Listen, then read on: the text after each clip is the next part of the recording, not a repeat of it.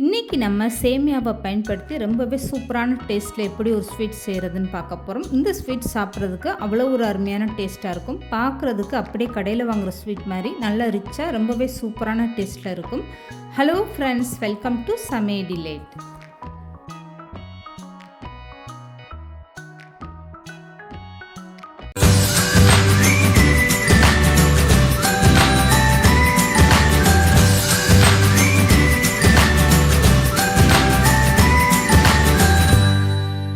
இப்போ இந்த ஸ்வீட் செய்கிறதுக்காக ஒரு கப் அளவுக்கு பால் எடுத்துக்கோங்க. இது காய்ச்சாத பால் தான் நான் எடுத்திருக்கேன். இப்போ ஒரு அகலமான பாத்திரத்தில் சேர்த்துட்டு 1/4 கப் அளவுக்கு பால் பவுடர் சேர்த்துக்கோங்க.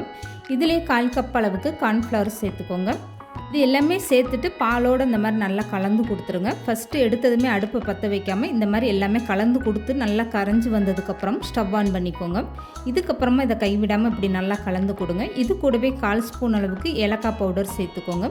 இதையுமே சேர்த்துட்டு இப்படி கைவிடாமல் நல்லா கலந்து கொடுங்க. பால் பவுடர் கார்ன்ஃப்ளவர் மாவெல்லாம் சேர்த்துருக்கிறதுனால சீக்கிரமே கெட்டி விழ ஆரம்பிச்சிடும். இப்போ 1/4 கப் அளவுக்கு வெள்ளை சக்கரை சேர்த்துக்கோங்க. இதை சேர்த்துட்டு நல்லா இந்த மாதிரி கலந்து கொடுத்துருங்க. இந்த பால் பவுடர் எல்லாமே சேர்ந்து நல்லா திரண்டு உங்களுக்கு இந்த மாதிரி ஒரு பக்குவத்தில் வரணும். இதுக்கப்புறம் நீங்கள் ஸ்டவ் ஆஃப் பண்ணி அதை எடுத்து வச்சுருங்க. இப்போ வேறு ஒரு பாத்திரத்தில் 2 ஸ்பூன் அளவுக்கு நெய் சேர்த்துக்கோங்க. நெய் சூடானதுமே இது கூட முந்திரி பருப்பு, பாதாம் பருப்பு, பிஸ்தா பருப்பு நான் கட் பண்ணி வச்சுருக்கேன். இதை அந்த நெய்யில் சேர்த்துட்டு நல்லா பொன்னிறமாக வர வரைக்கும் வறுத்து எடுத்துக்கலாம்.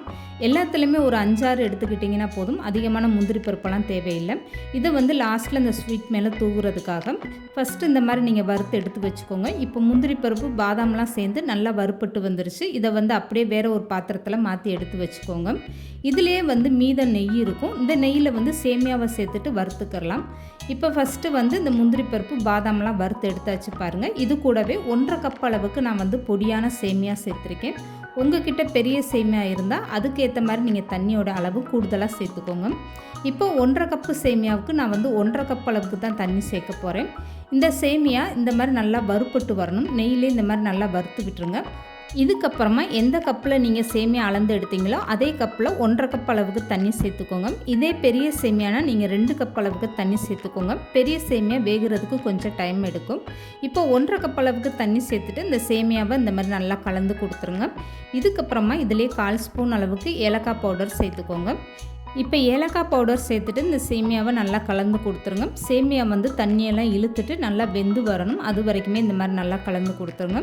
இப்போ இது கூடவே கேசரி கலர் பொடி சிவப்பு கலர் நான் சேர்த்துருக்கேன். நீங்கள் விருப்பப்பட்டால் எல்லோ கலர் கூட சேர்த்துக்கலாம். ஒரு பிஞ்ச் அளவுக்கு சேர்த்துக்கிட்டிங்கன்னா போதும். இப்போ இதையும் சேர்த்துட்டு நல்லா கலந்து கொடுத்துருங்க. இப்போ சேமியாவில் இருக்க தண்ணி எல்லாமே நல்லா வற்றிட்டு வரட்டும். அது வரைக்குமே இந்த மாதிரி சேமியாவை அப்பப்போ கலந்து கொடுத்துட்டே இருங்க. சேமியாவில் இருக்க தண்ணி நல்லா வற்றினதுக்கப்புறமா 1/4 கப் அளவுக்கு வெள்ளை சக்கரை சேர்த்துக்கோங்க. 1/2 கப்பு சேமியாவுக்கு நான் மொத்தத்துக்கே 1/4 கப் அளவுக்கு தான் சக்கரை சேர்த்துருக்கேன். இந்த இனிப்பு கரெக்டான இனிப்பாக இருக்கும். இப்போ சக்கரை சேர்த்ததுமே கொஞ்சம் உங்களுக்கு தண்ணி விட்ட மாதிரி இருக்கும். கைவிடாமல் இந்த மாதிரி நல்லா கலந்து கொடுங்க. இந்த தண்ணியுமே நல்லா வற்றிட்டு இந்த சேமியா நல்லா கெட்டியான ஒரு பக்குவத்தில் வரணும். இப்போ 1 ஸ்பூன் அளவுக்கு நெய் சேர்த்துட்டு நல்லா கலந்து கொடுத்துருங்க. இப்போ பார்க்கும்போதே உங்களுக்கே தெரியும், இருக்கிற தண்ணி எல்லாமே நல்லா வற்றிட்டு இந்த சேமியா இந்த மாதிரி ஒரு கெட்டியான பக்குவத்தில் வர ஆரம்பிச்சிருச்சு பாருங்கள். இந்த ஸ்டேஜில் நீங்கள் ஸ்டவ் ஆஃப் பண்ணி அப்படியே இந்த சேமியாவை எடுத்து வச்சுருங்க. இது கொஞ்சம் நேரம் ஆறட்டும். ஒரு 2 நிமிஷம் நல்லா ஆற வச்சுக்கிட்டிங்கன்னா போதும். இப்போ இந்த ஸ்வீட்டை செட் பண்ணுறதுக்காக இந்த மாதிரி ஒரு பவுல் நான் எடுத்திருக்கேன். நீங்கள் வீட்டில் இருக்க ஒரு தட்டோ இல்லை இந்த மாதிரி ஒரு கிண்ணமோ நீங்கள் பயன்படுத்தி கூட இந்த ஸ்வீட்டை செட் பண்ணலாம். இப்போ இதில் ஒரு பட்டர் சீட்டு வச்சுட்டு இதில் கொஞ்சமாக நெய்யோ எண்ணெயோ தடவி எடுத்துக்கோங்க.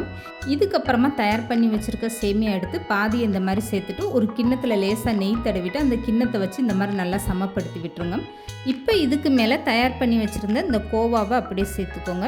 பால் பவுடர், பாலெல்லாம் சேர்த்து செஞ்சதுனால இது சாப்பிட்றதுக்கு அப்படியே பால்கோவா டேஸ்ட்டில் ரொம்பவே சூப்பராக இருக்கும். இப்போ இதெல்லாம் சேர்த்ததுக்கப்புறம் இதுக்கப்புறமா நீங்கள் மீதம் இருக்க சேமியாவை எடுத்துகிட்டு இந்த மாதிரி நல்லா மேலே அப்ளை பண்ணி விட்டுருங்க. இந்த மாதிரி எல்லா பக்கமும் நல்லா செட் பண்ணி விட்டு இந்த மாதிரி கரண்டி வச்சு ஒரு டைம் அழுத்தி நல்லா இப்படி அமுக்கி விட்டுருங்க. இது சூப்பராக நல்லா செட் ஆகி வந்துடும். இப்போ வறுத்து வச்சுருக்க முந்திரி பருப்பு, பாதாம் பருப்புலாம் இப்படி மேலே தூவி விட்டுருங்க. இதுக்கப்புறம் ஒரு டைம் நல்லா கரண்டி வச்சு இப்படி அழுத்தி விட்டிங்கன்னா இந்த ஸ்வீட் மேலே வந்து இந்த முந்திரி பருப்பு எல்லாம் நல்லா செட் ஆகி வந்துடும்.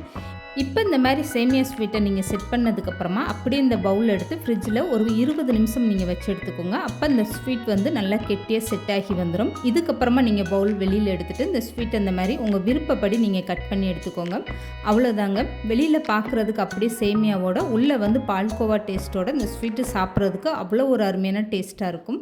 வீட்டில் இருக்கக்கூடிய பொருட்களை பயன்படுத்தி ரொம்பவே அருமையாக இந்த ரிச்சான ஸ்வீட்டை கண்டிப்பாக நீங்களும் ட்ரை பண்ணி பாருங்கள்.